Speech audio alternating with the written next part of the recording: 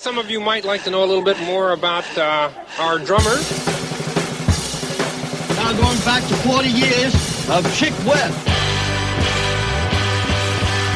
Get that. Is drummer right? Is it okay to say drummer? Pounding his pulsing beat into the hearts of all America. You motherfuckers are fucking all over this joint. You do your kind of drumming, and I'll do my kind of drumming.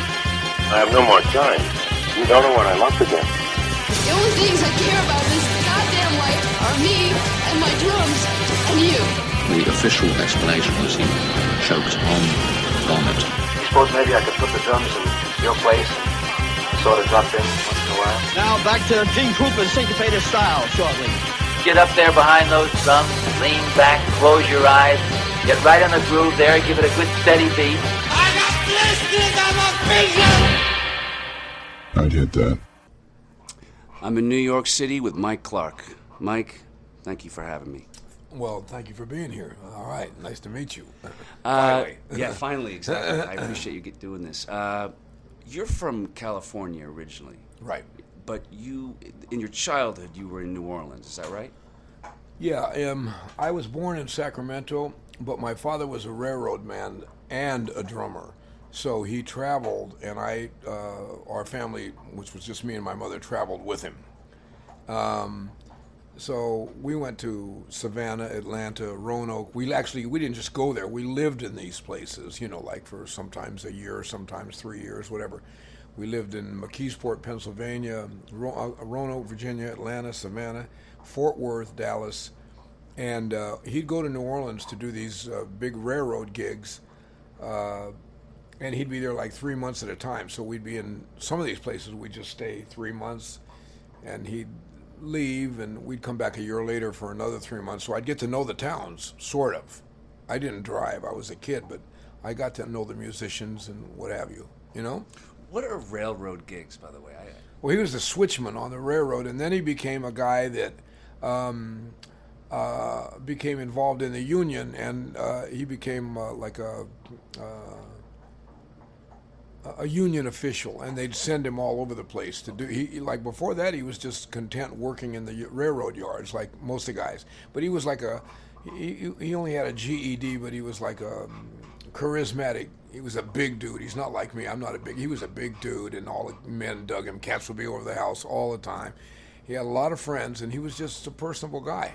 Yeah. So they elected him, and he wasn't sure he could do it. And then he started traveling like crazy, and he dug it. He was like, yeah. He was also a professional drummer who quit at the age of 20, but still had 1 million musician friends and a huge jazz record collection. So that's what happened to me. My brain heard jazz and he also drank a lot and was a party person.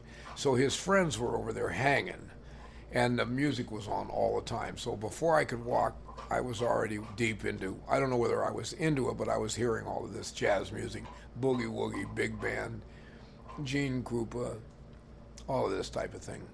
So he was not gigging when you were a kid. You don't remember? No.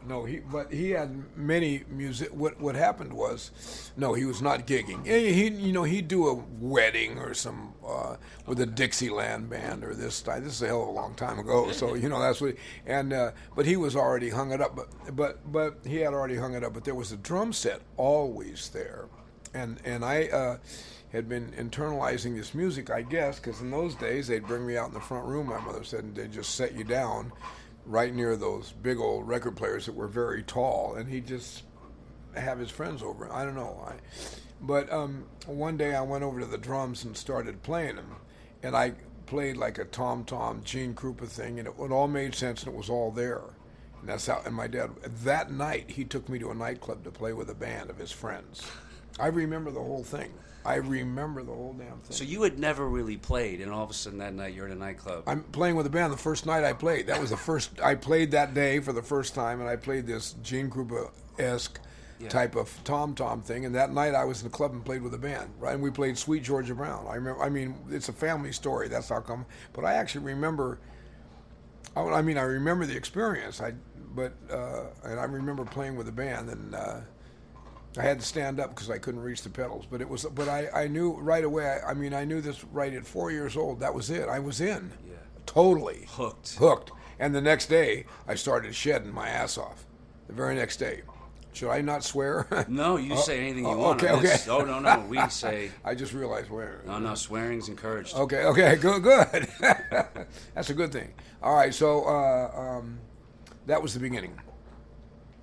And then from there, within a year, I was playing pretty good. I was a natural. I didn't need, we all need, I don't know about all of us, but, I could use lessons now, but I didn't seem to need lessons to be able to play in like the guys on the records. I couldn't get it quite to that degree, but I learned how to play the ride cymbal, and my dad showed me the basics, and I played the records all day.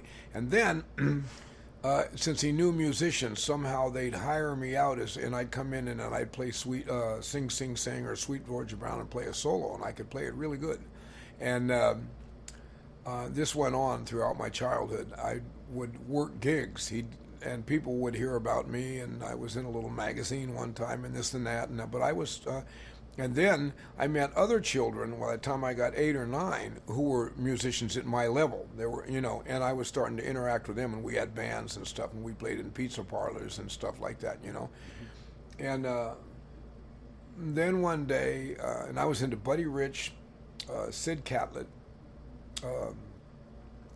Louis Bellson, Gene Krupa, Barrett Deems, and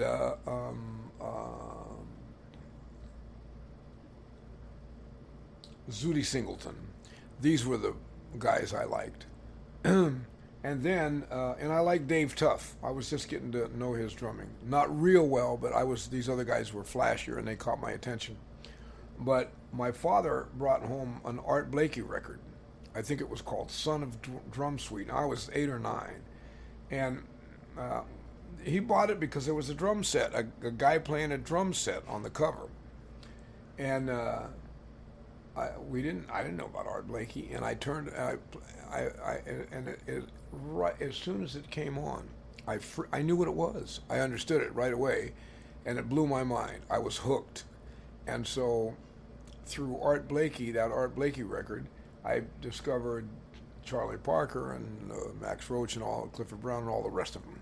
You know what I mean? Yeah. And that's when my drumming changed from the music interested me more than the drumming. You know what I mean? I was like, wow, this music is great.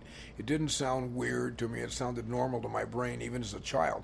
Then I had a music teacher that was the band teacher in school, and this was in grammar school, maybe 5th grade or something like this, and he was a bebopper. And so he found out that I was interested, and he knew other kids my age that were interested, and we put together like a bebop band. And I remember the first bebop tune I ever played in my life with a band was Bernie's tune. I remember doing it.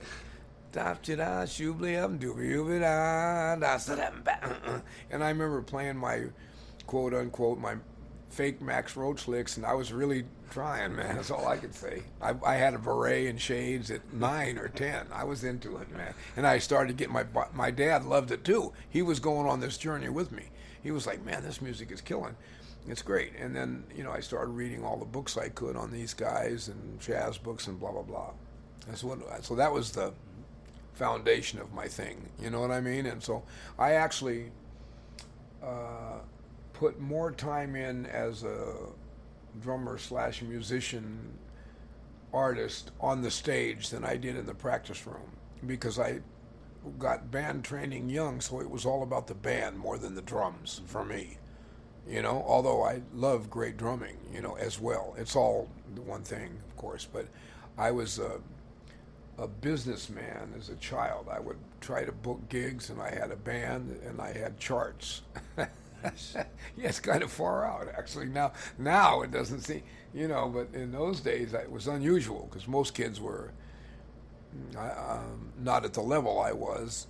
They all seem to have caught up and passed me over the years, but hey, that's how it goes. I don't know about past, but... Well, there's a lot of great artists that were not very good when I was 9, and they can play their ass off now. You know what I mean? So hey, they stayed with it was the good thing, But I was one of those guys that could understand the kind of what was going on right away as a young kid. I heard it, and I could do it. I could reduplicate it. I was good at copying the drummers. I could mimic all these drummers. I knew, and then before long, by the time I was 14 or 15, I knew every one of those guys and how they tuned and how they played and what their cymbals sounded like and how they played the cymbal. I was into it, man. Yeah. You know, and that's what happened. And then after that, hey, I don't know what happened after that. Here I am now. I can't remember what happened from I'm 15. Yeah. You know. Well, that's why I asked you about New Orleans, because I was wondering if, while you were there, if you had soaked up that atmosphere, like all that sound, that New Orleans. Oh yeah, I'm not an authority on New Orleans music, but I remember thinking that the drummers were doing way more with their left hand than they were. So my left hand became quite good for that time period in the 60s and 70s when I came forth with Herbie Hancock, because I was actually made it harder than it was, because I saw it as a child, so I wasn't quite sure what I was hearing and seeing. And then we moved to other towns, back to California or to Texas, so I made my own way of doing what I thought those guys were doing, which is not what they were doing. So I don't really have the New Orleans thing down, but I have my weird version of it is kind of a big part of my thing. Mm-hmm. You know what I mean? Yeah. That's how that played out. So I never did get Ricky Sebastian and Donald Harrison, a lot of my New Orleans partners, they show me what it is, and it's way different than the way I did it. You know what I mean? I'm like, oh, I had it wrong, but it worked out right for me, because that's a lot of my style is based on that, for sure. Mm-hmm. Yeah, not just the parade stuff and the funk, but the jazz style as well. Mm-hmm. You know. So you were talking about technique. I just saw you warming up before we started this. You were playing on the pad. Did you have the same hand technique when you started? I mean, did you start with a traditional grip? And yeah, it's a weird thing with my technique. I could have developed it a lot farther, and in fact now I'm practicing 1 hour a day, just technique. I used to practice blowing, playing rhythm changes, blues, reading, just go in the room and blow for 2 hours or 8 hours, whatever. And I always had natural drumming technique, so I could always play fast singles and doubles and a lot of paradiddle stuff as a kid. And that's what my strength was. Most kids and young guys didn't know how to do that stuff, and for some weird reason I did, and nobody showed it to me. Now, my father didn't know how to do it either. I just did it. I could do that. You know how some guys can just do stuff? Like, there were kids in school that could play baseball way above my level, and I'd be like, man, how do you see the ball? I can't even see it. And they'd be like, it's not a problem, Mike. But it was a problem for me. But this was not a problem. I could just hook it up. And now, over the years, I played so much ride cymbal, playing jazz, so much that I developed a bit of tendonitis.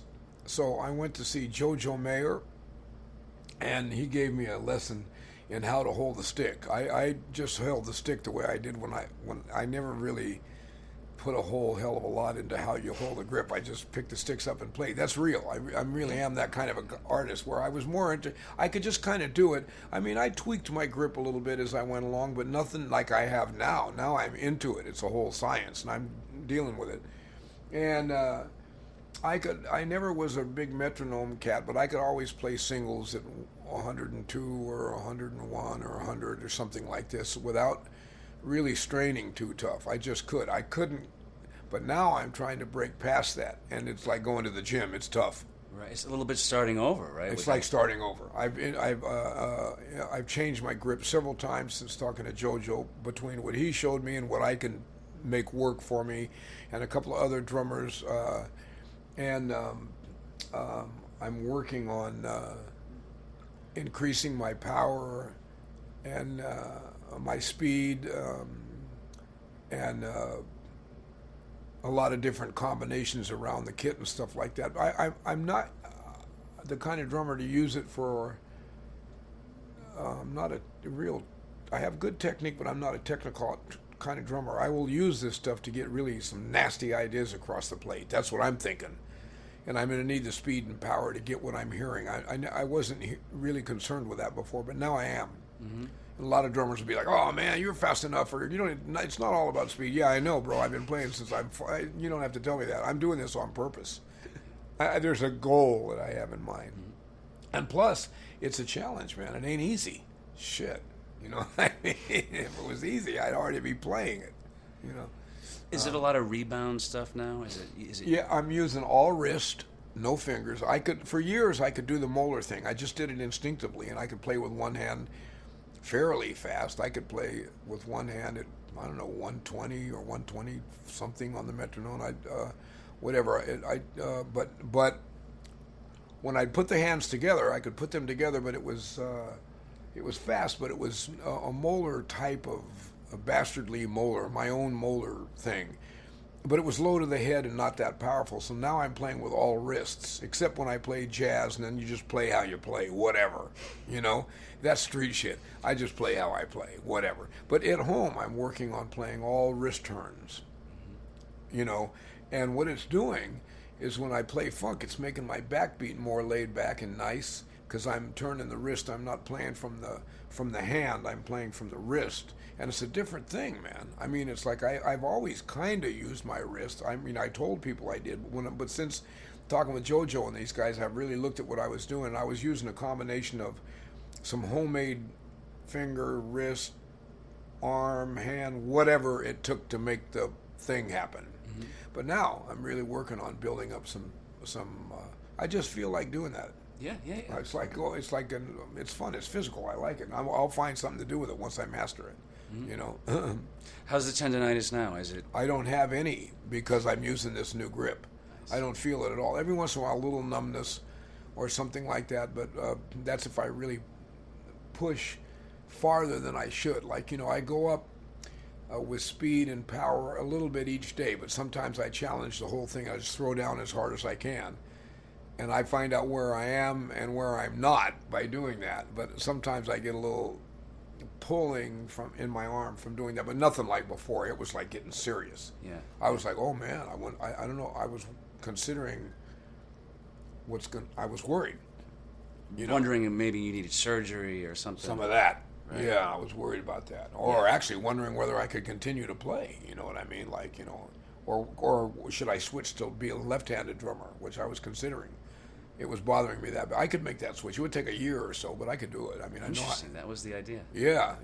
And Lenny White's a dear friend, and he plays a left-handed ride, and my ride beat always sounds better with my left hand because I don't have as much chops as I do in control as I do in my right hand, so it sounds looser. I like it better that way. It's not as coordinated, but you know, I like the sound of it better. I'm like, it feels better than my regular shit. What's going on here? You know what I mean? Drumming is weird. You know what I mean? Like. So you were gigging as a kid. We're going back to that. You were just gigging around since you were 9. I mean, yeah. You were just. How did you end up in the Bay Area? How did that? I went back to live with my mother. My parents had split up, and she was back now in Sacramento. She was in the Bay Area in Concord, but then so I stayed in Concord for a while with my mother. I was 16, and I was getting offers to go on the road. And then she moved to Sacramento, and she wanted to spend some time with me because I've been going back and forth between her and my father for years since I was little. They split up early.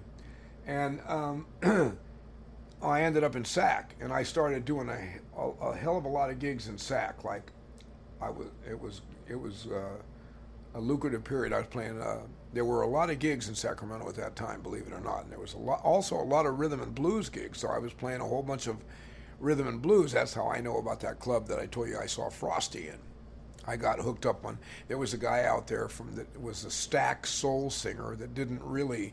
His name was Big Joe Hicks. He had a couple of records out that didn't do that, but he was great. He always had really good bands with great arrangements.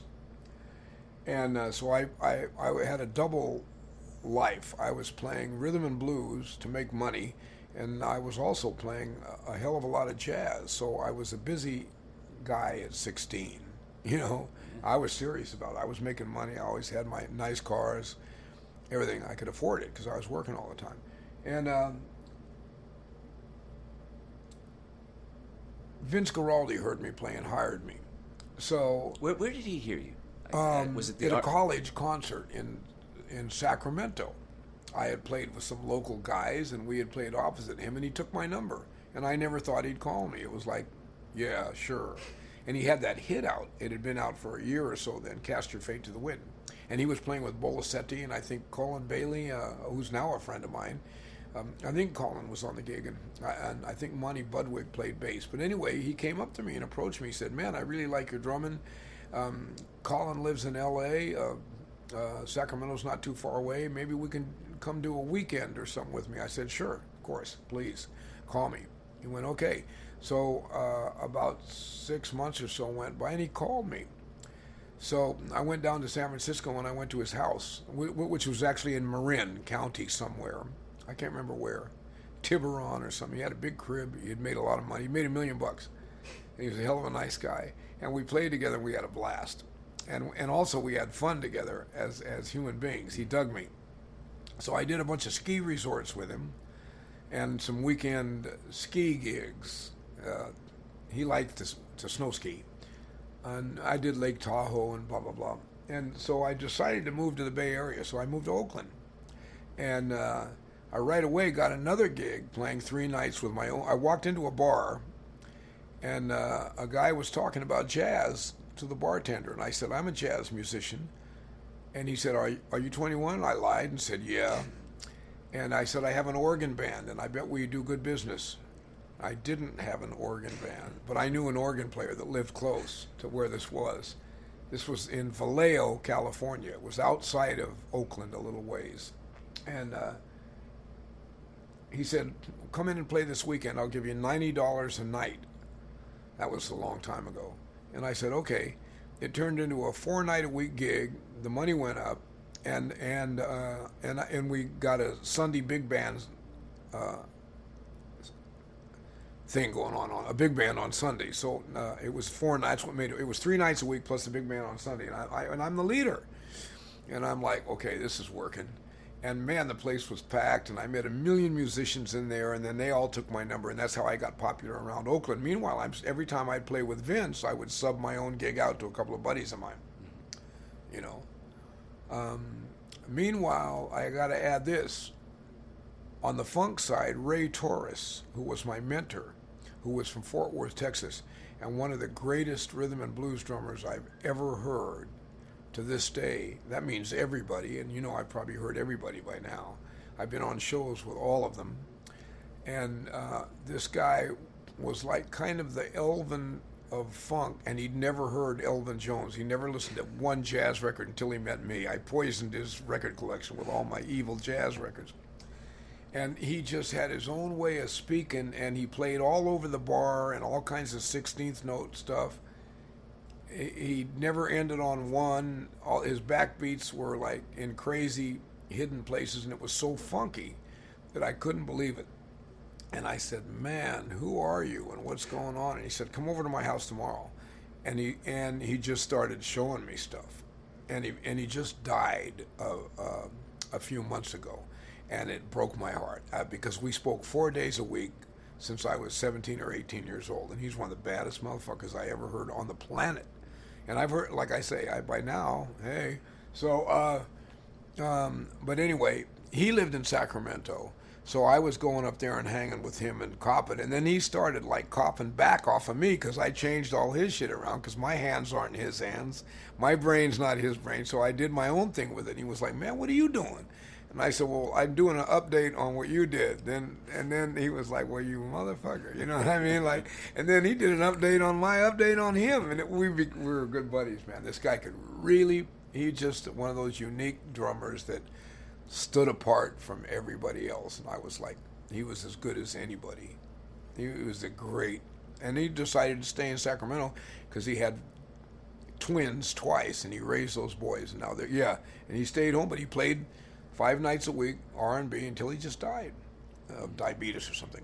Anyway, I wanted to throw that in because he's an important part of my history, as is Philly Joe and Roy Haynes and Elvin and Tony and all of these people. But this is a guy I actually knew close, and we played drums together and showed each other stuff. And then as my career developed, I showed him what I was learning from Herbie Hancock and all these great people. I'm just curious because you mentioned that he wasn't into jazz. Where do you think he got that from then? From his brain. He didn't play Elvin Jones licks, but he was all over the bar, a real wide beat, nasty as a dog, and it just came from him. The guys who influenced him were just regular funk drummers, and then he took it upon himself to do. Then he had killer chops, and it was all natural. I'd be like, Ray, how the hell do you do that? And he didn't know. I'd have to have him slow it down and write every note. I'd be like, jeez. I mean, he had just some crazy hands, man. And he had his own language as I do. I'm a kind of a drummer that has my own way of speaking. I mean, we all do, but mine was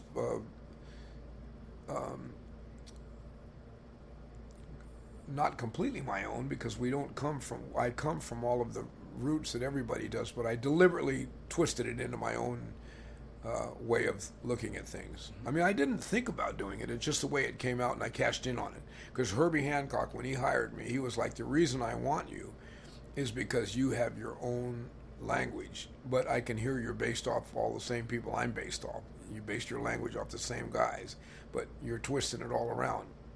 And those jazz guys had never heard that particular style I play in funk before.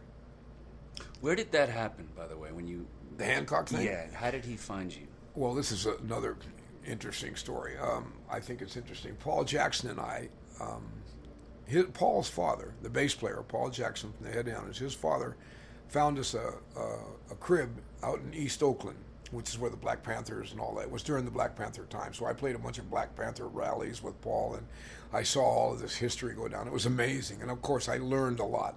I was observing what was going on in our country, and it was, it wasn't complete news to me, but when I saw it up close and personal, it blew my mind. And my mind is still blown to this very moment from that experience, from seeing what the conditions were. I'm like, you've got to be kidding. But him and I shared this house, and Paul played upright bass, and we played mostly jazz, but he brought home an electric bass one time and stayed in the music room for about a year, and he took it out and he played it just like the way he plays now. And I remember saying, if you're going to play bass like that, man, you need to play guitar. And he was like, oh, fuck you, man. Anyway, so and next to us was a barbecue place called Everett and Jones, and the lady would hear us rehearsing all the time. And we'd be smelling the food coming in, and we were like buying barbecue to eat all the time. It's a wonder I'm still alive. I ate barbecue so she said, I ate 3 times a day at this place because we were kids. We didn't cook, We didn't have time. We were on a mission, So Paul and I got popular as a funk rhythm section, but a real progressive funk rhythm section around Oakland. And we made a song called God Make Me Funky. We wrote for this barbecue place because the lady said, if you guys are going to come over here and spend your money all the time, I'll cook for you for free for a month or 2 weeks. I forget the deal. If you'll record a song that we can play on the Soul Station, KDIA, out of Oakland, while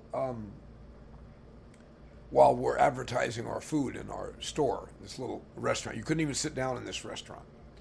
There were no chairs. You just order and take your shit out of it.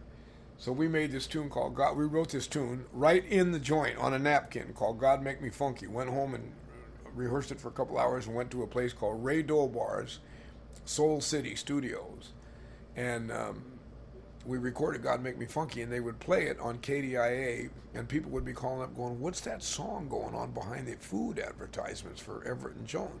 Now Everett and Jones is very successful. They have a big, huge place in Jack London Square, and they've done very well.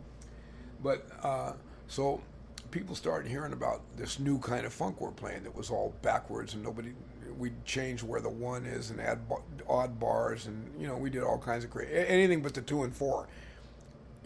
But we were really good at playing 2 and 4, but we just decided that this was going to be the path.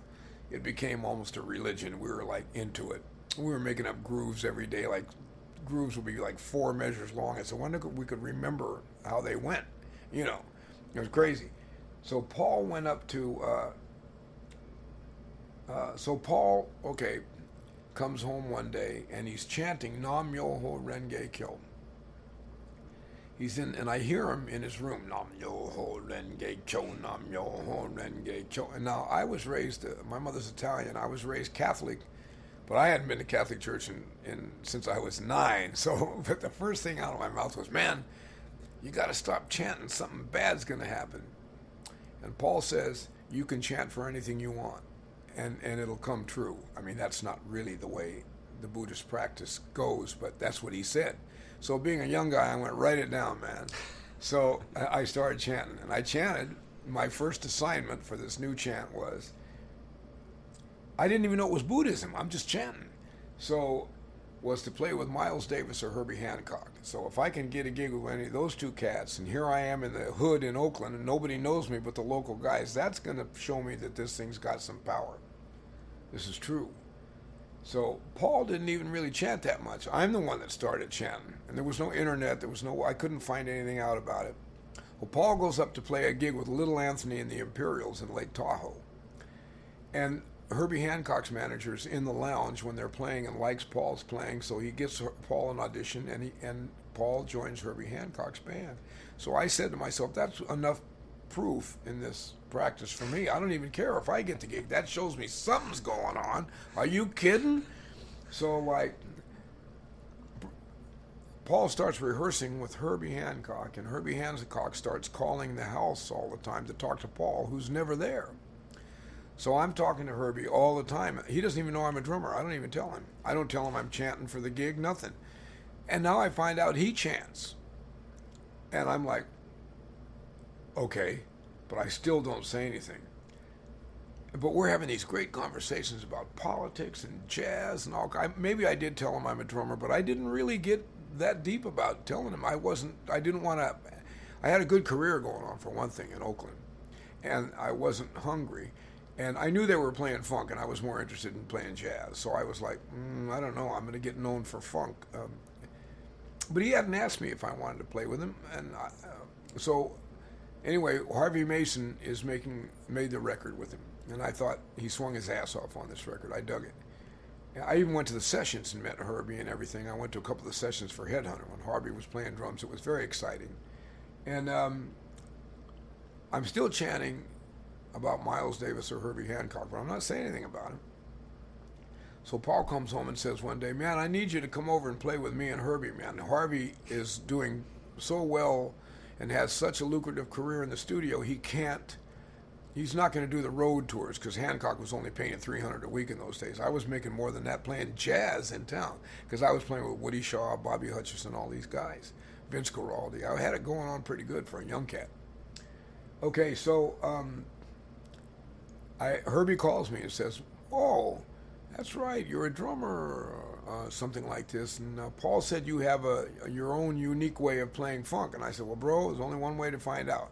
And I don't want to tell you yes. You'll have to check it out for yourself. And he says, come play with me this afternoon or something like that. And I went, okay. I was really relaxed about it. I don't know why I wasn't scared, because a lot of times at auditions I've been really terrified, but I was like, whatever.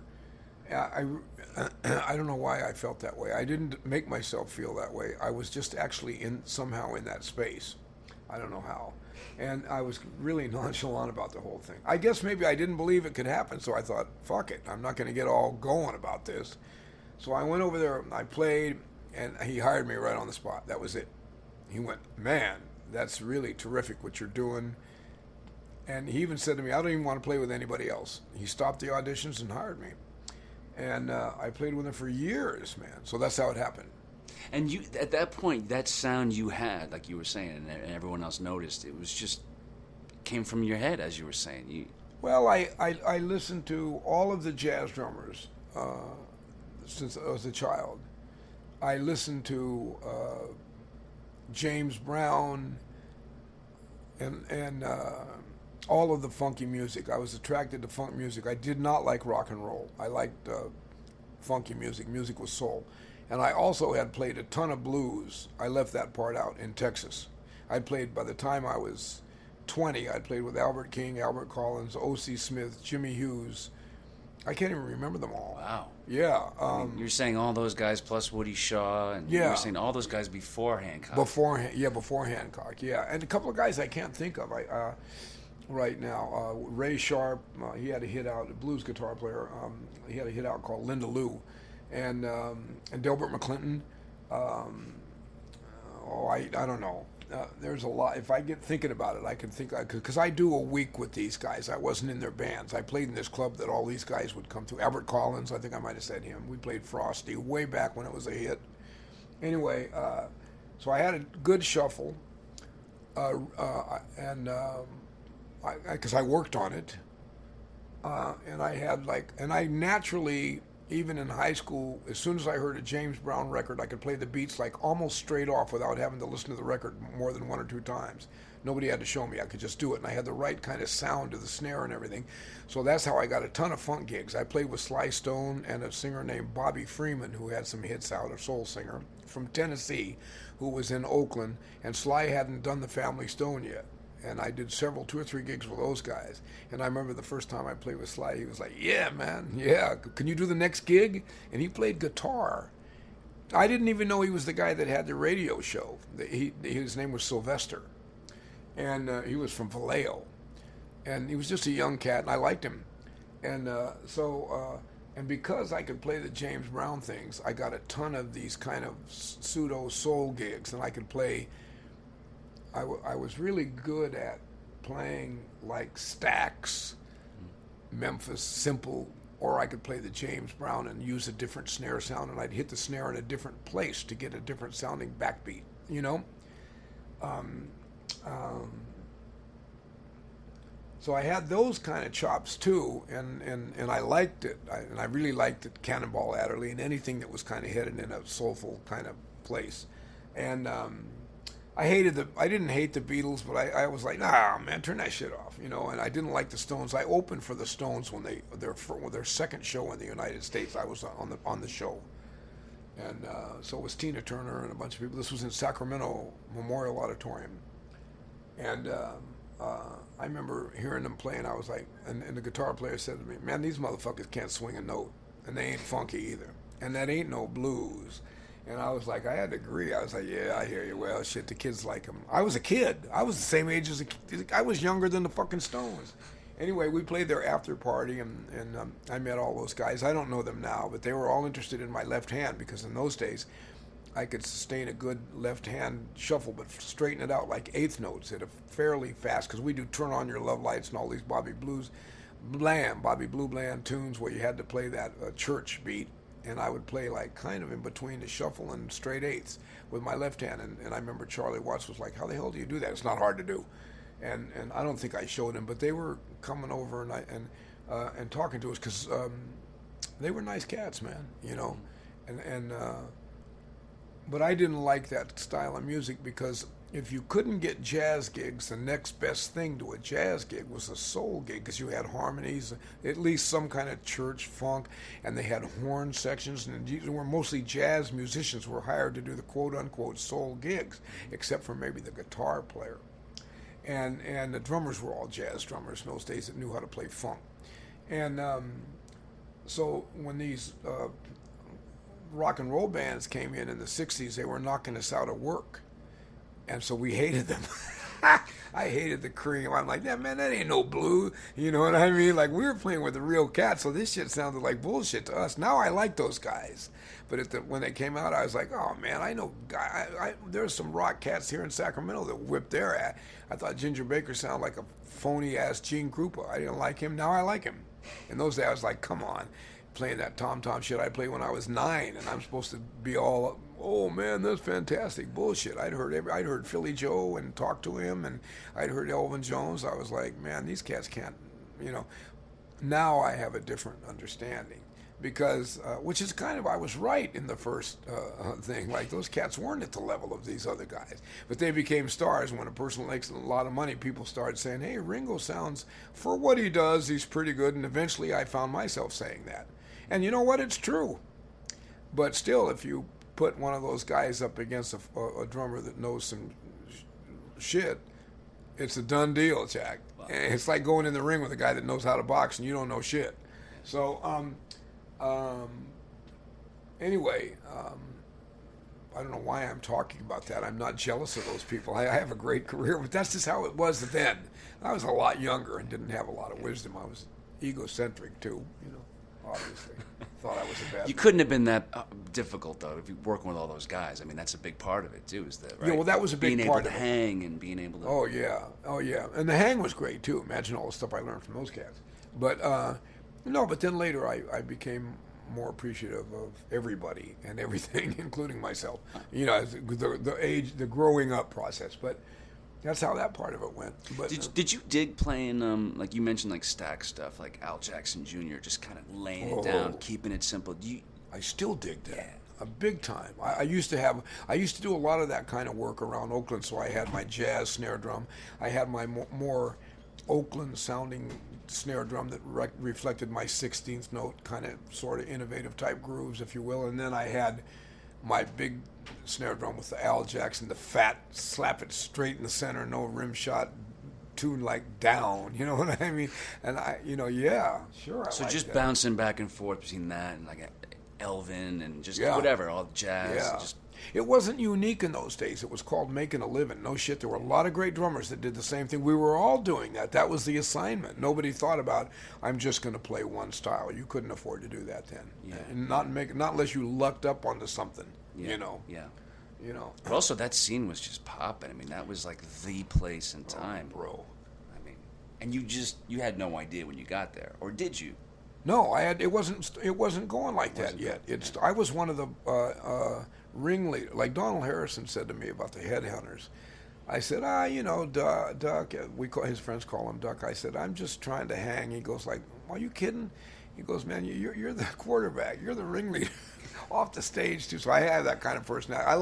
I like to hang out. So as far as drums go in the Bay Area, Gaylord Birch, David Garibaldi, and myself pretty much pioneered that stuff. I had never heard Garibaldi before. When I first heard him, I thought he'd been listening to me, and he thought I'd been listening to him. But here, and he's a dear friend, and he's a hero to me. I love Garibaldi, but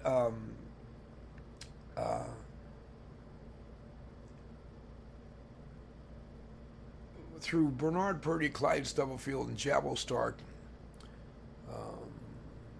I think Clayton Filia, I think his name is, and those pioneer drummers on the James Brown thing, it was going in that direction anyway. So the 16th note thing was coming, whether I did it or not, or whether I was one of the guys. Gaylord never got credit for it, but he was one of them in the hood in Oakland where we lived. And he could play. He was brutal. He was funky, man. He was brutal. I mean, he could play jazz. He had a gang of chops. He could play his ass off. And had you met those guys, by the way, at that point, like Purdy and? Well, I'd said hello to them. I hadn't gotten to the point. Later on, I met those guys because, Bernard I met by doing shows opposite him and working together in a club called the Zanzibar that used to be here. And we'd play opposite each other all the time, and I've always loved Bernard Purdy. And his genius, and I mean, he's a hero of mine. I mean, I don't copy him, but he's a hero of mine. And I took some of the shit that I could figure out that he did and threw it on my thing. But I would go backstage at the Oakland Auditorium to meet those guys, because Paul Jackson's father was a security guard at those gigs, and he'd take us backstage, and I'd meet Clyde and those guys, but they didn't know who I was. I was too afraid of them. They were like movie stars to me. But later on, I knew their names, and I started mentioning them when I started getting Drum Magazine attention. And Clyde one time said, man, Mike Clark's the only guy that even knows who our name. This is before they became a regular name to all the drummers. At first, people would say, who's that guy playing with James Brown? I said, man, he's not some guy. That's Clyde Stubblefield, man. He's one of the greatest innovative drummers, and Jabbo as well. Swinging drummer, man, those cats, but we're still working those grooves out, all of us. I mean, like shit. I don't mean trying to learn how to play those grooves, but those grooves, whenever you hear that music, it strikes right to the bone, man. You know, it don't take long to fire you up when that shit comes on, man. You know what I mean? It's like. But they weren't the household names in the drumming world. They weren't. I'd like to think I was one of the people that helped do that, as was Lenny White and all the people who cared about those guys, and David Garibaldi. So a lot of it was just right place, right time, in the sense that you ended up in Oakland. Absolutely, the right place at the right time. You know what I mean? Absolutely. You know, and in my music, my internal music, the stuff I was thinking about, was kind of going in those directions anyway. I mean, you had Lenny White with Red Clay, you had Jack DeJohnette playing that stuff he plays, and of course the great Tony Williams, who changed it for all of us forever, and Elvin Jones. And so before that, I played kind of a Philly Joe Jones, Max Roach style of drumming, and my funk thing. And after I heard Elvin and those guys, my jazz thing changed, you know, and I tried to copy those guys, of course, and I couldn't. But my style now is based on all of that stuff. And by the way, back then, are you using a jazz kit for all the gigs, or was it just? I'm using an 18-inch bass drum Gretsch kit for every gig, and I did have a 20-inch bass drum some guy gave me. I think it might have been a Ludwig. Actually, the guy left it at my house and never came and got it. So I finally tuned it, and when I got like the funk thing going on, I started doing that. But right into the Headhunters, I was using a small kit, one that Lenny White sold me that he used with Freddie Hubbard on all those gigs, a blonde Gretsch kit. I would never think of not having a Gretsch kit I was a jazz drumming maniac. I mean, the funk thing was always something I did to get money to pay rent. Meanwhile, I was trying to get my jazz thing off the ground. And even the creative funk thing took a back seat to me. I never listened to I listened to James Brown and stuff like that, but I mostly listened, when you walked into my house to hear music, it would be Elvin and all of these cats. I was up on everything, man. Every new Andrew Hill, Sonny Rollins, whatever. And big band, you know. And so... So the small kit just covered everything. It covered everything until the Headhunters got so loud that it was like standing next to a 747. I got damage from my ears from playing in that band. It was high pitched. One thing. Did you ever start using any? We didn't know about that then. You just was like those old fighters that stand in front of the guy and fight until they fall instead of using the jab. For some reason, we just went to the gig every night and played. Nowadays, everybody has earplugs, man. It's like, do you use them now? By the way? Yeah, hell yeah. Anyway, like not on jazz gigs because I don't have to worry about them. But if So you went with the bigger kick? What you were going to say? I beat my little Gretsch set into smithereens, and I just wasn't working anymore. And the engineers started coming around, and they didn't listen to jazz. They didn't know what they thought. Something was wrong with the bass drum. They said, it sounds like a tom-tom. I'm like, well, it's supposed to sound like an African drum. It's supposed to have a note, motherfucker. Do some homework. What do you listen to? John Bonham? There are other drummers, you know what I mean? You know, and so they didn't understand it, and they were having problems with it and this and that. And so I went, and I didn't want to, and that 20 was kind of a skanky looking drum, so I just bought a new kit with all the shit, with a big 22-inch bass drum, you know. And then I didn't have any more sound. I didn't even have to talk to those cats about that anyway, because they didn't understand. They thought something was wrong with the drum, you know, right. Or something, you know, those guys didn't listen to jazz. To them, jazz would be like some white big band playing in a hotel that their parents listened to or some Benny shit. Goodman. Yeah, jazz. You know, that's jazz. You know, it's like well, it is jazz, but it's not the kind of jazz I'm listening to. So anyway, there was that discrepancy, which you still run into even on jazz festivals. They're like, "Can you take the front head off?" And I'm like, "No, you can't. No, can you put something in there?" No. Did you ever, I mean, in the studio or anywhere, did you ever put something in there? Or? Yeah, eventually, because I caught so much flack about it, I had to. And then when Steve Gadd and those type of drummers got popular, then, you know, I had to have a bass drum that would accommodate that, because I didn't want to keep explaining this thing over and over again. And it doesn't fit, and let's face it, that kind of bass drum, a jazz-style bass drum at this point, and for quite some time, it doesn't fit all kinds of music. It fits jazz music, you know. I mean, it can work. Did you ever just tune it low and just get that I did. That's kind of like having a big drum. But then I just realized I needed the power. You know what I mean? Like, so DW. Then I went with DW, which it made me a jazz kit to die for. My jazz kit sounds, it's stupid. It sounds so good.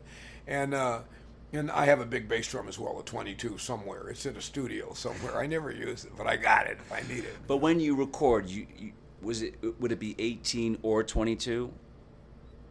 Yeah, because I no longer have a 20, but it would probably be the 18. Or if it's going to be a funk record, I play the house drums. You know what I mean? Like, because then I have to retune my toms and everything to match the big bass drum. And I'm not doing too much funk anymore. It's almost all jazz. So I'm not, only with the Headhunters. And then they always have a kit there. DW sends a kit out. I don't even have to think about it.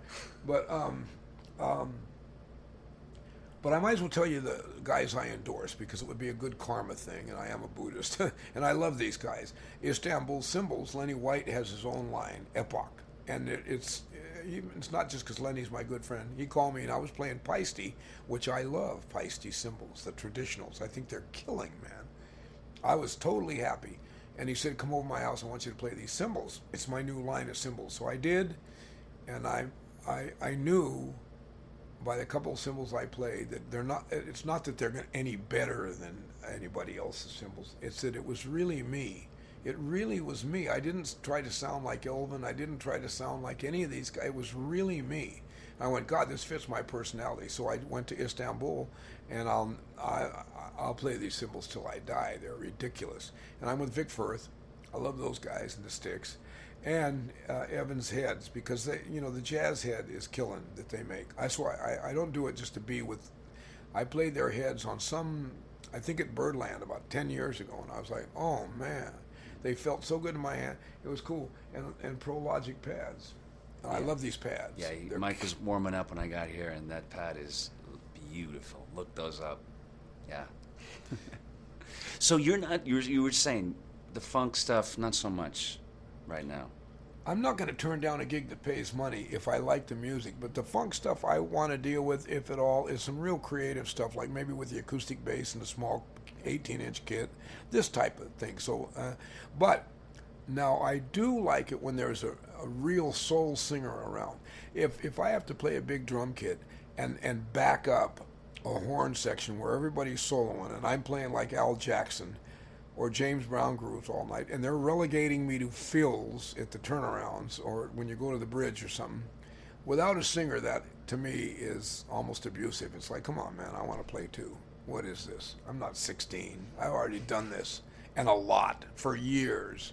And like before a lot of these cats were born, I'd already done this. When I was on that jam band scene for a while, and it was like playing with guys I played with in high school. I'd already done this, and there were some good guys out there, but I was like, oh man, this shit is boring, and not as funky in some instances. And so I would rather, yes, play with a creative jazz band that's playing some kind of funky rhythms that's real loose and open and crazy, and everybody can do anything they want. I've always been an improvising musician, even as a kid. I never thought of it any other way. So my career is based off improv. But I can lay it down. I mean, it's like, but what I'm going to say is, I just found a new. I just played with a girl came up and sat in with me the other night, who's a righteous soul singer now. And we played just stone pocket. Now then you got enough soul and enough grease and grit and enough of a glow inside on there that it makes sense to play straight time. And then, in fact, you'd sound stupid not doing that. So I mean, now in that sense, yeah, I'm in with both feet. I'm all the way in. But for me to play straight time behind a jazz horn player while he blows his nut in front. It's kind of like having somebody's dog when you walk in their house come and get off on your leg. The fuck is that? Quite frankly. Anyway, I'll stop with that. I guess I made my point about 20 minutes ago. Oh my God.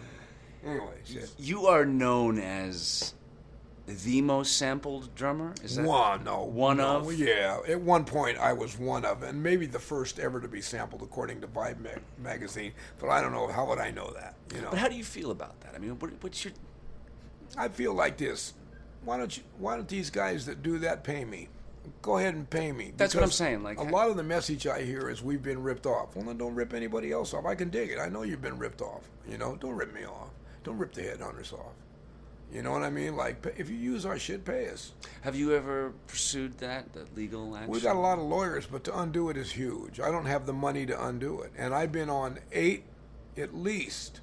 I've been on way more than this, but there's 8 CDs that sold 8 million. So I'm on a lot of shit. I mean, it's Dr. Dre, right? All those guys. All that stuff. Yeah. So, like, and it was God Make Me Funky that they sampled. The tune so I not only did the drums, I owned part of the tune, the publishing. Nobody said Prince was the only guy. He sent us a check. Oh yeah. Yeah. Everybody else was like, I ain't even heard. I met a couple of these guys too, and they're, oh man, I love them. Oh Mike, and I'm like, I noticed you got an $80,000 watch on, motherfucker. Did you say that? No. I'm not afraid to say that, but I didn't. I was kind of... Right. Because Because you're weird. classy. No, not even that. I would have said that if I got to have dinner with a guy or have a beer, but I was actually... part of me was like a fan of the guys. I don't even particularly like the music. It's just like meeting a star. I'm like, oh shit, is that you? Really? Oh, far out. You know what I mean? And then by then he's gone, you know what I mean? So it's kind of... Yeah, whatever. But Prince sent a check. He did. That's cool. A nice one. That's great to hear, man. Yeah, so he's a good dude. I respect him. No one told him to do it. He just did it on his own. He just did it himself. Nobody said anything to him. Somebody on his team found out who we were and did it. But everybody else, man, straight up stiffed us. Yeah. I'm not really mad, but like at this point, at this age, I could retire on that money. I mean, they've already retired on the money. Yeah. They're just playing for ego now. They've made their bread. And I don't want them not to have money, those guys that would do that. But the point is, if you don't take the time to take lessons or learn how to play, and you don't know shit about playing, and you use music who do know a lot about it, then pay them. That won't hurt. That won't hurt. Anyway, that's how I feel about it. As far as the music itself, I don't pay it much attention. I do like some of it, man. I like it. I mean, if it's got the groove, I mean. Yeah, well, even if it's like I hear some stuff that I'm like, yeah, man. I have to admit, I'm like, yeah, baby, go ahead. And then I hear some bullshit, of course. You know what I mean? Like anything. Did I see did you do something with Insane Clown Posse or no? Well, I could have. See, so many people sample us that we keep getting these. Because I saw a credit as an engineer or something. No, that's... Well, not that I know of. Miscredited, probably. Well, there's another Mike Clark that's a drummer. Yeah, but it was under your credits. It was, okay. Yeah. Well, you know what? What happens is so many guys sample me that I end up seeing my name on things, and I don't know the people. What it is. That's what it is. It had you under engineer. Well, I've engineered me and Fred Wesley. Was he on there? I think it was just your name, but Yeah, we did a project for some rappers where we did engineer and do some stuff. And recently I've done, I have produced a record for Tony Adamo, a spoken word artist, and it's coming out, and it's pretty fat, man.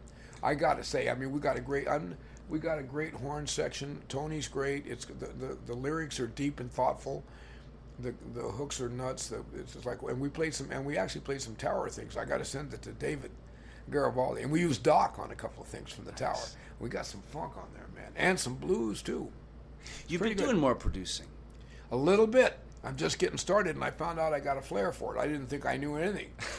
I'm like, nah, I don't know. I can't do it. I can't. The guy says, yes, you can. I'm like, no, man, I can't. I went out, and I knew how to do it. I was like, no, wait, turn that up. Turn this down. Wait a minute. No, that's wrong. Do this, do that. And it's good. And now me and another guy, Tim Womette, a great jazz musician, are putting together a production company. And we also have a big band that we're recording. Nice. Of Tim's originals, and he's done a big band chart for Actual Proof and all this type of thing. Do you have a studio you work out of? I used to, but I just lost it recently. I mean, I wasn't the guy that had the lease. The guy that had the lease lost it, and so I'm going to Tim's to work, and he's in Carmel, New York, so it's a bit of a bitch. Okay, cool. I got to ride the train if I want to do some shit, but he's got a gorgeous studio, and it's a great place to hang. It's like right on the river. Is that for shedding as well, or? No. If I want to shed, I go down to the Collective now because we lost the drum studio. The guy lost it, and so a bunch of us got put out. And I don't want to. I could get a guy offered me a studio, a couple of them, but they're down in way down in Soho, man, I don't want to go. I'm really busy all the time, so it's hard for me to do that. So I shed on my pads. I go to a recording studio, buddy of mine, and I shed. And then if I really need to work out something, I go down to the Collective and I just rent a room, and you know. Because it's a different vibe here in New York. I mean, I guess you had to deal with that in Oakland, maybe? I don't know. No. In Oakland, I set my drums up in my front room, and I played for 15 years. Are you kidding? Like all day, sometimes all day until the night, or whatever. Yeah. I didn't even think about it. Yeah, New York is a different deal. I mean, you got to play on pads, and that's good for the shots. But if you want to work out shots around the kit or rhythms or Latin rhythms, man, you got to have a drum kit. I can't play in this joint. You know what I mean? How did you end up here anyway? I mean, in New York City, what, the jazz thing? I was, after I did a gig with Brand X, I spent 2 years with them, a group out of London, and it was Phil Collins' group, actually. Yeah, I was going to ask you about that. Yeah, he couldn't do it anymore, so they called me, and I knew Percy Jones, I knew, and we did it, and it was wonderful. We recorded at Ringo Starr's house. He had a house that used to be John and Yoko's house in Ascot, England, called Startling Studios, and they had cooks and people cleaning the house, and we had big, huge parties, and he had a big Tyrannosaurus that looked in the window of John and Yoko's old room, which was the room they gave me. I was the special guest, and they treated me great, and it was just wonderful. And I met Phil, and he was a sweet cat, and we played drums together and had a good time and drank beers, and yeah, it was great, man. They turned me on to Faulty Towers and all this crazy shit. And anyway, I came back from that, and that band was having problems with the management, and I forget what was going on, some kind of internal bullshit. And I ran into Eddie Henderson, who was one of my dear friends and a great trumpet player, one of the greatest ever. And he said, hey, man, I got a 5-night-a-week jazz gig in San Francisco at a club called Christo's. I'm like, wait a minute, tell me that again. You have a what? 5-night-a-week? Yeah, and it pays great. You want to do it? We did it for almost 2 years, and we drove, and we did a little bit of traveling too, very little, like down to the Lighthouse and maybe up north a little bit. But we played 5 nights a week, and the band would have Joe Henderson on it, and Pharoah Saunders sometimes, like Julian Priester, Mark Levine, Waheem Young, and Dave Liebman. It was just 5 nights a week, man, playing the shit. It was insane for almost 2 years. I couldn't believe, how does that happen to a guy? I mean, like what? The famous guys had to travel the world to get that kind of thing. I was just sitting in my hometown. I mean, I lived in Oakland. I just crossed the bridge every night and play this gig. It was amazing. So when that gig stopped, no way I could go back to playing some funk and stuff like that once in a while, but not for money. I'm like, no, I got to go to New York and really understand the jazz language. And I came here and really learned how to play the shit. And now I'm a formidable jazz drummer. I mean, I was always a jazz drummer, but New York put a whole other thing on all my shit, on all my language, on how I swing, on where I put it, where I don't put it, the cymbals, the drums. I mean, I've had advice from all the greatest that ever walked, man, that ever breathed, that ever played. Some of it was not so polite, which was good for me. They'd be like, motherfucker, don't make me come back there, goddammit. And like, can you give us an example of that? Well, when I was a kid one time, I didn't really know how to play a shuffle, and I played with Albert King, and he turned around and said, put some bacon fat on it, motherfucker, I'll come back there. You know what I mean? Like, I was like, okay, all right. It's a big dude. Anyway, let's see. Woody Shaw used to turn around and say, God damn it, I hear what you're trying to do. Why don't you just go on and do it? That was great. I know he was right. The dude was right. He told me. Some guys went, you're changing cymbals too much behind solos. Don't do that. You're making me want to kill myself. Other guys were, you're too goddamn loud and showing off. You got a lot of good chops. And the main thing was the ride beat. Like, don't always be trying to be Elvin or Tony Williams. You got to get a good, solid, fat, funky-ass ride beat. And I did. I worked on it. And I always, I had the soul to do it, but I didn't. You have to know how to do it. It's not just like you reach out one day and it's all gold. Maybe for some guys, but I had to get my quarter note together so that my time and my feel, not just my time, but my feel was nasty. Like nowadays, there's a lot of young cats playing jazz, and being nasty on the cymbal is not the important thing, and that's fine. It's a different generation, but I come from that kind of like, you had to put some stank on it, or you could even get your ass kicked if you were with the wrong guy and he didn't like what, you know what I mean? Like, so, and I still like that kind of feel. Like, I love how Lenny White plays the ride cymbal. That's one of the most dirty, filthy grooves I've ever heard on the planet. And, you know, so personally, I got my ride beat. I went way back in time and tried to fashion a ride beat off Sam Woodyard, great drummer from Duke Ellington. And I like the way his ride felt. I can't do what Lenny does, so I don't even try. It just comes. He's like Sugar Ray Leonard. He's one of those cats that's just, he got it like that, so no use even going there. But another friend of mine, a brother named John Waller, he changed it, Jack Waller. Well, he was John for 30 years, and then he changed it to Jack, so I don't know, you know.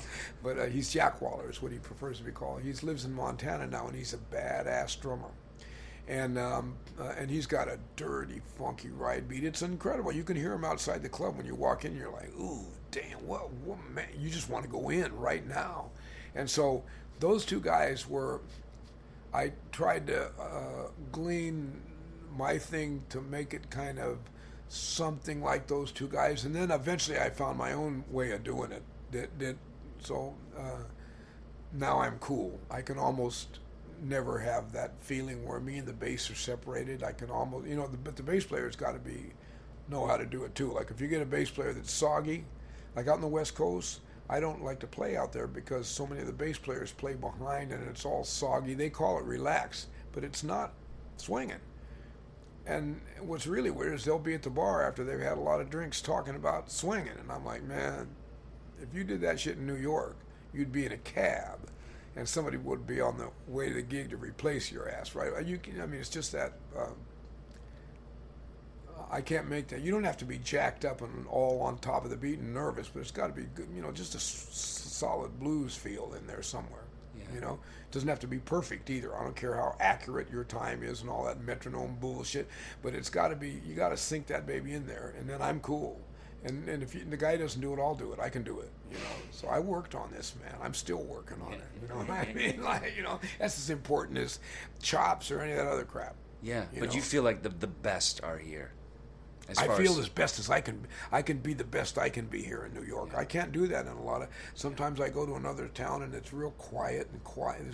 It's almost like hotel music. It sounds like I'm being slanderous, but it is. And I love the cats. I'm like, hey, these are jazz musicians. I can't be rude to them, but man, it's not happening. But here in New York, you never have that. I never hear that. Yeah. Well, a couple of guys here that kind of play like that. And they got real good chops, and they play, you know, real fast shit and all that stuff. But you know, but not too many. Most everybody here can swing, or you got kind of, or they don't last long in the jazz community. You know, right? That's the deal. What do you think of the young guys like coming out of the music schools? That whole idea of that. They're just, it's cookie cutter, or I don't know. I mean, what do you think of that? I think I think first of all, I think the music schools are fantastic. You know, I think that's a great opportunity. Now, I do a lot of music schools. I do clinics at tons of colleges and music schools, and I noticed that a lot of the young guys don't want to play. They want to become teachers because you get health benefits. So it's it's a funny mindset to play music. Let's see, you're 19 and you want health benefits. I know it's tough out here. I can dig that. But I mean, like, for me, that's a world that I don't belong to. I'm like, I don't understand. Don't you like the blues? Well, yeah, I like the blues, but, you know, you can not only get health benefits, but you can have, you know, you get your transportation and you get, you know, I'm like, okay, I see. And that I'm not in touch with. I'm not saying that's bad. It's not part of my DNA. I didn't come through it like that.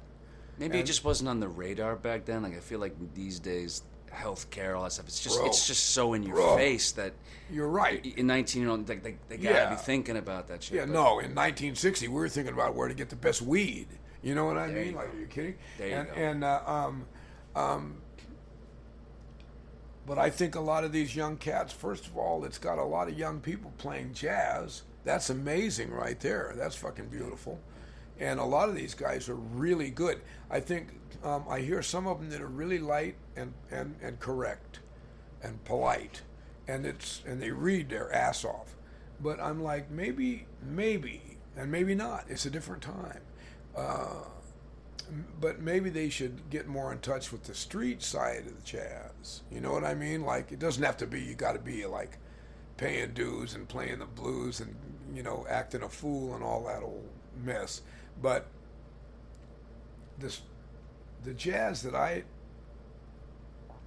liked and still like has fire, passion, and soul, and hits hard. I like it when cats. I like when it's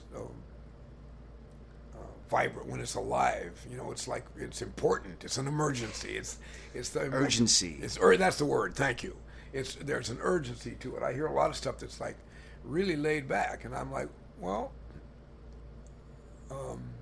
okay, I guess. And and the other thing is they could not all.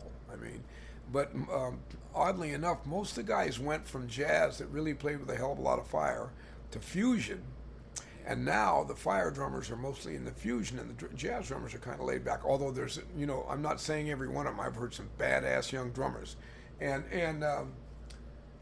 but then also if the accent is too much on chops, then there's no language. So so that's why some of the jazz records, the contour of the movement. If you look through the 50s, 60s, and before it went fusion, there was an extension of what was going on before. Now sometimes you hear jazz records that sound like, well, they just learned to play about a year ago, and here's their starting. Where's their jumping off point? Or the jumping off point is all technical. There's a guy that can roll with his hi-hat foot faster than, you know, anybody else can with their entire scene. So it's like, but I'm not negative about it though. Those are just if I had to look at things that I observe that I don't care for.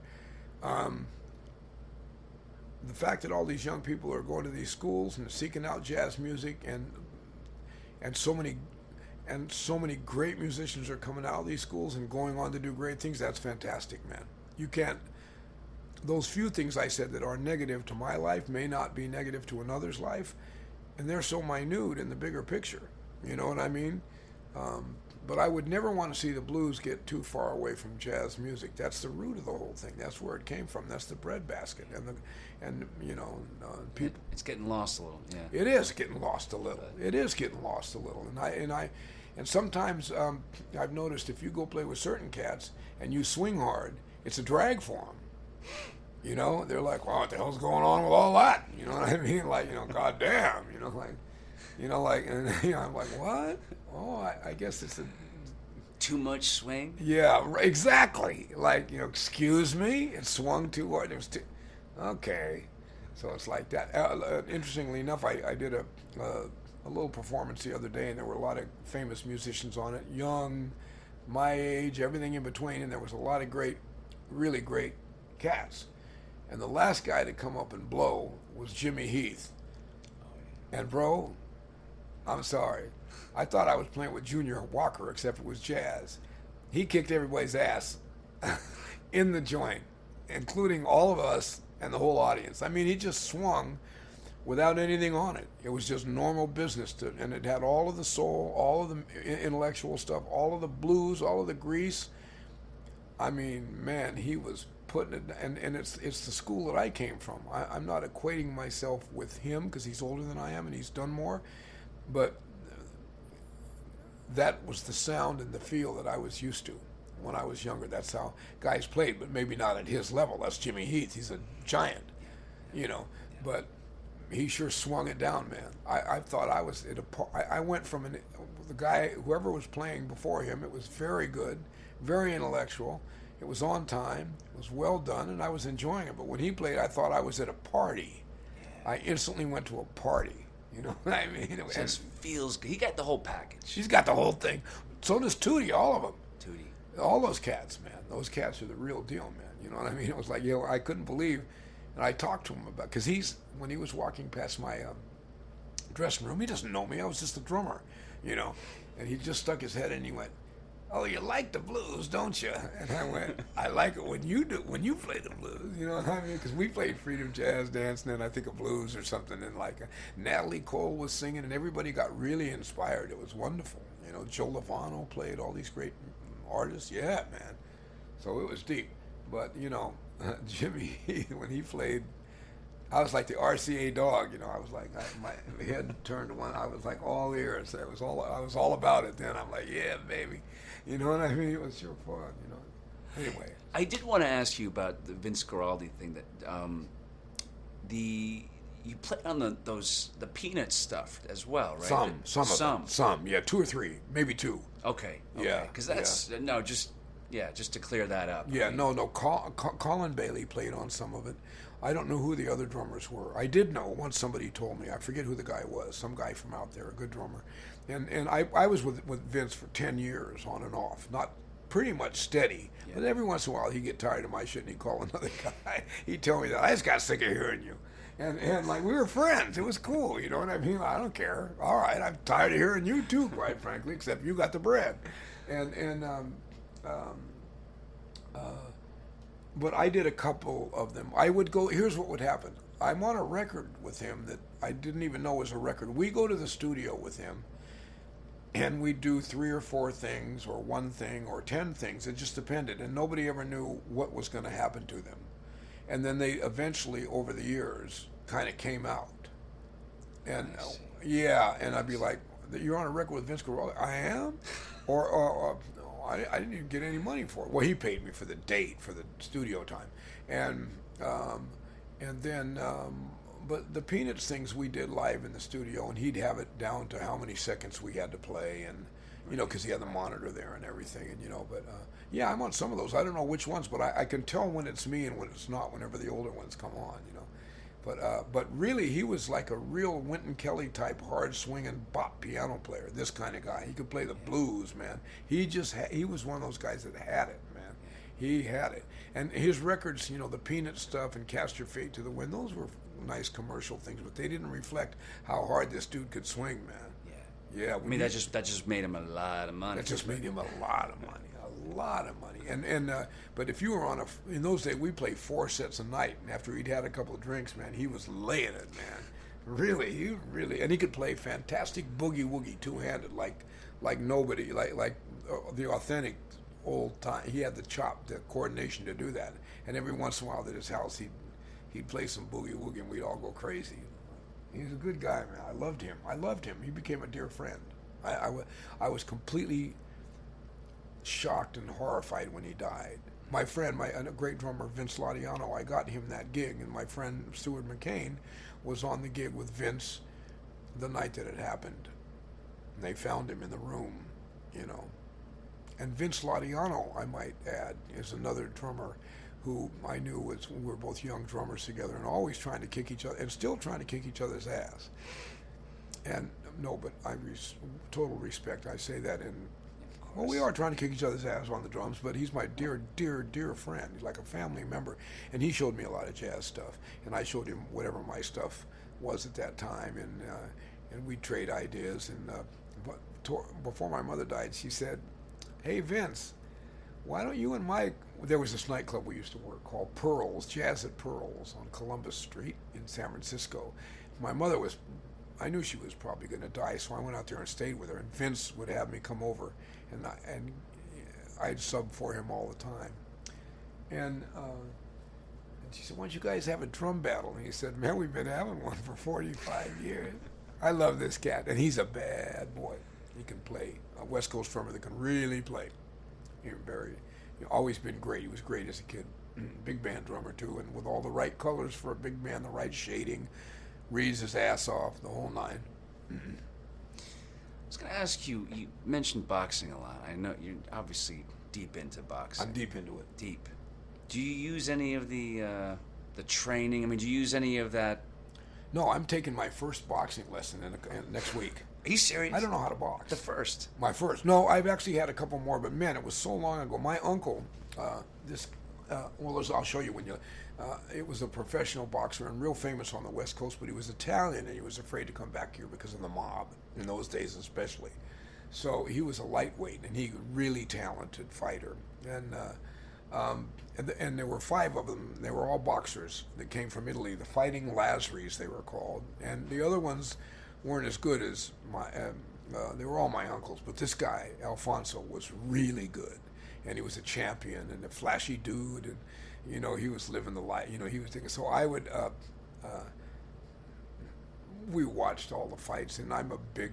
I'm up on all of the fighting, and who's who and who does what. Not as much as some guys, but I'm into it, man. You know what I mean? I'm into it, and I'm starting to take lessons at this late of an age. Like next week, I talked with a guy yesterday, and I booked a lesson, $50. Yeah, man. And he said to me, "Well, of course I can teach you how to box, but if you can survive the exercises, you won't even need to learn how to box." Deadly. And that's what he said. He said that you're going to think you're going to die, but I think you can do it. And I said, okay, if I can do it, I'll do it. I know it's going to. There was a big dude that's been boxing with this guy for a while, and he's a big gym rat. He was like, man, this is fucking impossible. It's killing me. And I'm like, oh God, I don't know what I'm getting into here, man. I thought I just wanted to learn how to box. Oh no. Anyway, it's bound to be. I'm going to learn something, whatever it is. Yeah. I'm going to find my limitation right away. That's for damn sure. But do you find that you take that into life? In other words, like the boxing mentality. You use it, absolutely. With the Buddhism, I mean. Yeah, absolutely. I mean, I'm not a boxer, but Hector Camacho Jr. lives in this building. There's plenty of the guy. There's a big guy on the desk. Camacho. Yeah, his son. Yeah, nice. Yeah. And there's I don't know whether he'll be on the desk, but there's a big dude that comes on around 4 o'clock. He boxed with Tyrell Biggs. This guy was going to the Olympics, man. There's some good boxers in this building. So, yeah, I like that. Donald Harrison, the saxophone player, is a great boxer. I've always loved it. It's got rhythm. It's got class. It gives you confidence, I'm sure. It's got to. And hey, let's face it, if you're on your way to the store some night and somebody, you know what I mean? Like, it wouldn't be bad to know how to, in New York City, right up where you live, somebody got stabbed yesterday. That's terrible, man. Crazy. Broad daylight. Did they get him? Not as far as I know. He just took off, and they got security footage of him, and yeah, that's awful, man. Stab a woman with a. I know. Exactly. Small little girl. Yeah. Nice. Yeah. What an asshole. I hope they. Yeah. Well. Yeah, but you never know. I mean, but I just want to learn to do it not for street fighting skills, but just I like it. You know what I mean? Like, I've never sparred. I did once when I was a kid, but it was not cool because my uncle owned a gym. And the guy was a Golden Gloves fighter. And I said to the guy, I don't know how to box. I was 13. He said, man, don't worry about it. I'm not going to hurt you. This is a champion. He's about 13 or 14, right? And he's been boxing forever. And I'm like, okay. And he knocked me out immediately. And I got up, and he was walking away, and I wrestled him to the mat. I was going to kill him, and they had to pull me off the guy. And my uncle said, well, maybe... your eyes aren't so good, and I went, well, you put me in there with this guy, and I didn't even know how to hold my hands, Just clocked you. He clocked my ass, yeah. Man. You know what I mean? Champion. Hey, that's like we like to drum. If you give me sticks, I'm gonna drum. So hey, there it is. Protect those hands. Yeah. By the way, when you get into that. Yeah, I'm not gonna spar. I don't think. I think I'm too old to spar. But even on the bag. But I'll learn how to. I don't really know how to make a correct fist and do all this stuff. So he's gonna teach me the whole thing. And I said, look, you see what's happening here. So I don't want to die. I just want to learn to box. He's like, don't worry about it. I'm gonna. And he knows I'm a drummer, and he dug that. So yeah, I'm not gonna. I don't want to hurt. So, by the way, what's next for Mike Clark? I mean, what's coming up? Okay, some really good stuff. Michael Wolff, the great jazz pianist, and I just formed a group called the Wolff and Clark Expedition. Great and name. We just recorded it. Yeah, it is. It's cool. Mike thought of it, and I gotta say, and not because I don't like everything I'm involved in because I'm involved in it. That kind of ego's been gone for about 30 years now. You come to New York, you're not gonna feel. After a while, it's like, hey, I gotta get real. But I really love this music that we're playing, and I think the performances are great. I really do. Collectively, I think we make a good band, and we use great people. Steve Wilson, James Genus, and the list goes on. Donald Harrison, whoever, but the nucleus is Michael and I. It's about him and I.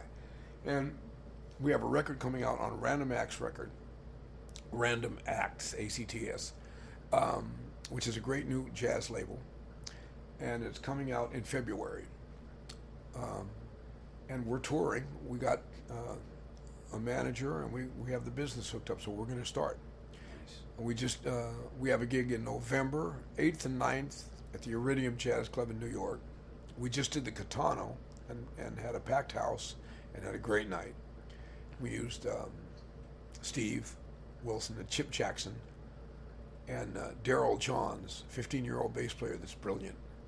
Steve Johns, the great drummer, his son. This kid can really, he's amazing.